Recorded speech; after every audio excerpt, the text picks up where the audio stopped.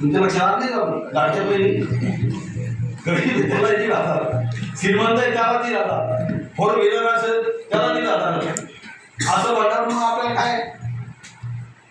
तसं वैऱ्याला सुद्धा मोक्षाचे आहे, पैसेला सुद्धा मोक्षाचे आहे, बाकीच्या काय एवढा आग्रह करायचा, भक्ती करायचा?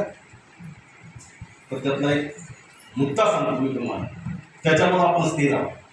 अतिशय महत्वाचं आहे, ते ध्यानात ठेवा. भक्ती करणाऱ्या ज्या वेळेला वैऱ्याला तो मोक्ष देतो, पण रट्टे देण्याशिवाय नाही, काय मारल्याशिवाय. भक्ताला तो मोक्ष देतो, जवळ घेऊन देतो, त्याला जवळ बोलवतो, त्याचं पूर्ण रक्षण करतो आणि त्याला फुलासारखं त्याच्या स्वरूपापर्यंत पोहोचतो करतो, की वैऱ्याला देण्यामध्ये अर्थ आहे.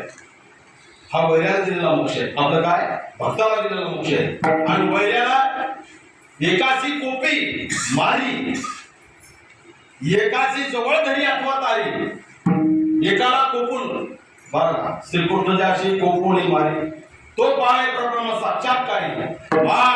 मा म्हणजे जो कृपेने उपदेश करी तो कैशा परी न पवे. तो कृपेने तुमच्या आमच्यावर काय करतो? कृपा आशीर्वाद देतो.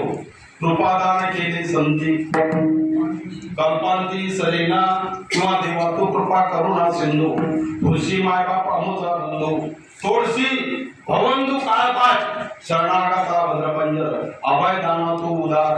असा तो उदार परमात्मा आहे, म्हणून त्याची संगती करायची. म्हणून काय करायची? त्याची संगती करायची. आणि त्याची संगती केली तर मनाला विश्रांती मिळते. अभंगाच्या पहिल्याच्या